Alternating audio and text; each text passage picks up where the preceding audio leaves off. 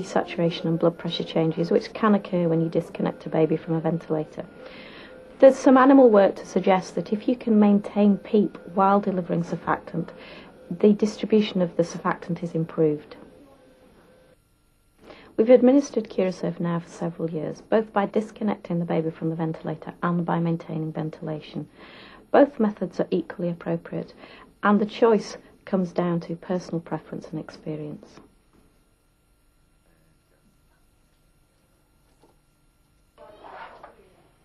Many babies with surfactant-deficient lung disease require ventilation to ensure adequate gas exchange.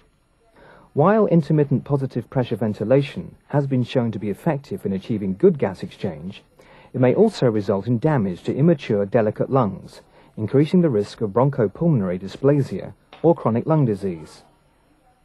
Nasal CPAP, or continuous positive airway pressure, in which the baby breathes on its own, but the lungs are kept partially inflated to prevent collapse, has been used for many years.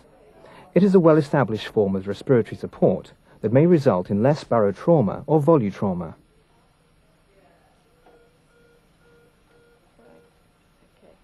In Scandinavia, many babies are managed on nasal CPAP from birth. There is some concern that these babies are receiving their surfactant very late. Work comparing this strategy with elective intubation to deliver Curosurf, followed by extubation back onto nasal CPAP, has shown that you can reduce a baby's chances of being intubated for ventilation by using this elective treatment.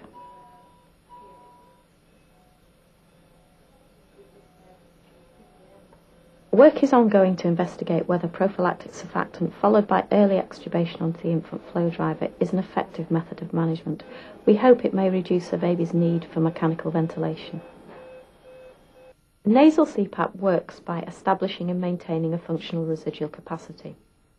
The infant flow driver has been shown to substantially reduce a baby's work of breathing when compared to binasal prong CPAP. Curosurf, with its low volume and rapid onset of action, would seem to be a very appropriate surfactant to use in combination with nasal CPAP.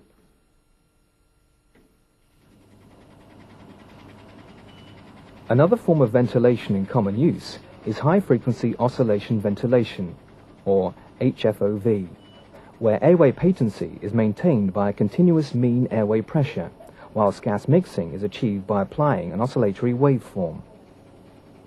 Compared to conventional ventilation, high-frequency oscillation ventilation can allow infants to be supported without high inspiratory pressures and with lower inspired oxygen concentrations.